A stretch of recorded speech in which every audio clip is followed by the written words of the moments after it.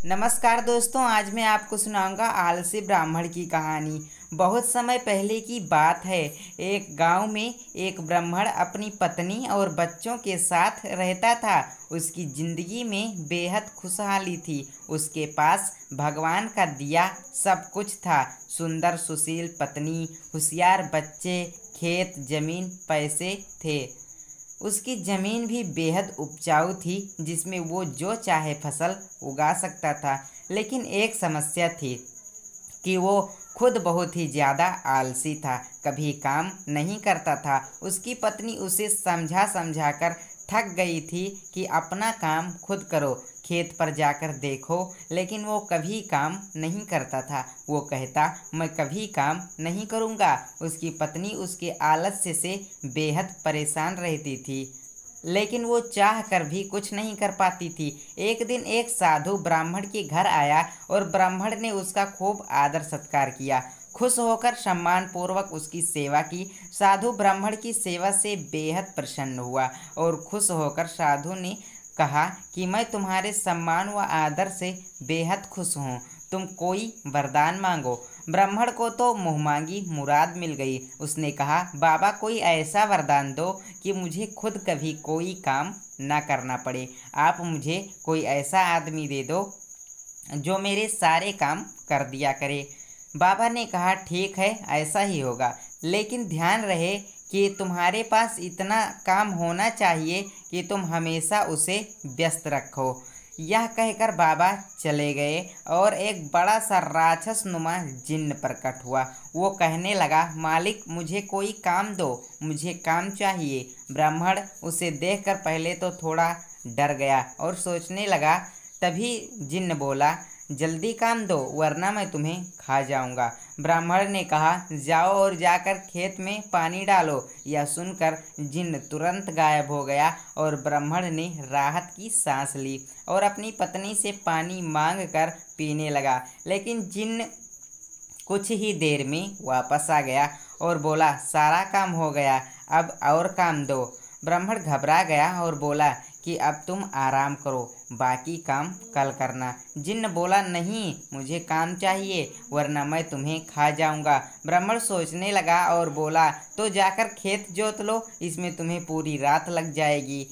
जिन्न गायब हो गया। आलसी ब्राह्मण सोचने लगा कि मैं तो बड़ा चतुर हूँ। वो अब खाना खाने बैठ गया। वो अपनी पत्नी से बोला, अब मुझे कोई काम नहीं करना पड़ेगा, अब तो जिंदगी भर का आराम हो गया।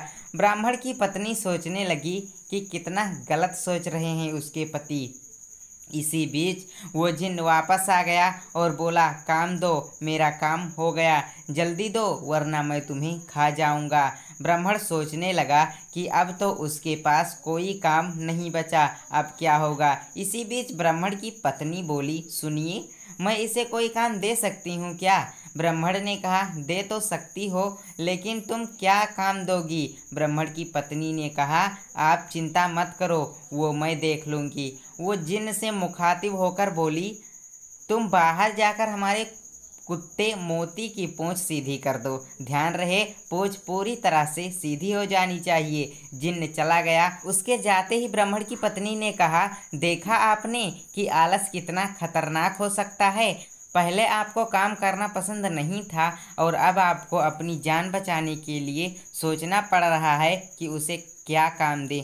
ब्राह्मण को अपनी गलती का एहसास हुआ और वो बोला, तुम सही कह रही हो, अब मैं कभी आलस नहीं करूँगा। लेकिन अब मुझे डर इस बात का है कि इसे आगे क्या काम देंगे। यह मोती की पूंछ सीधी करके आता ही होगा। मुझे बहुत डर लग रहा है, यह हमें मार डालेगा।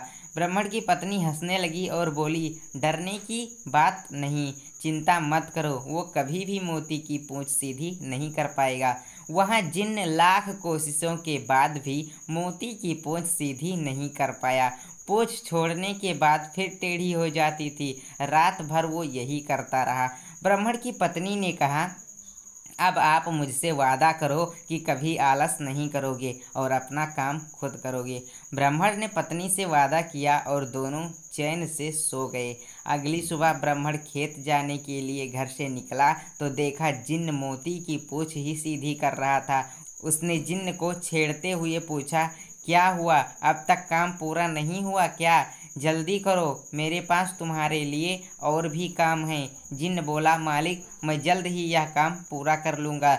ब्राह्मण उसकी बात सुनकर हंसते हंसते खेत पर काम करने चला गया और उसके बाद उसने आलस हमेशा के लिए त्याग दिया। आलस से ही मनुष्य का सबसे बड़ा दुश्मन है। अपनी मदद खुद करने से ही कामयाबी मिलती है और आलस करने से ज़िंदगी में बड़ी मुसीबतें आ सकती हैं। तो उम्मीद करता हूँ दोस्तों आपको ये कहानी पसंद आई होगी, तो इसे लाइक कर दीजिए और चैनल को भी सब्सक्राइब कर दीजिए। Thank you.